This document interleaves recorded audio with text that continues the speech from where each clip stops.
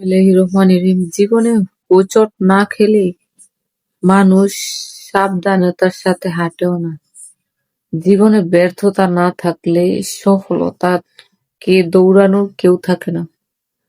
জীবনের পিছনে সমালোচনা করার যদি ব্যক্তি না থাকে তাহলে মানুষ গুছিয়ে সাবধানতার সাথে খেয়াল করে কথাটাও বলে না। আমাদের জীবনে যদি শত্রু না থাকতো তাহলে বন্ধুকে আমরা এত ভালোবাসতাম না।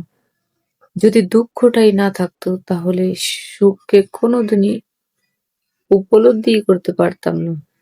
যদি অসুস্থ না হতাম তাহলে সুস্থ আছি এটা বলার কোনো কথাই থাকতো না। আসলে দেখেন, জীবনটা হচ্ছে এমন একটা প্রক্রিয়া যেখানে খারাপ না থাকলে ভালোর মজাই থাকে না। অভাব আছে দেখে আমরা টাকার পিছনে দৌড়াই। আর শেষে একটা কথা বলতে চাই, আমাদের জীবন আছে বলে আমরা মৃত্যুকে এত ভয় পাই।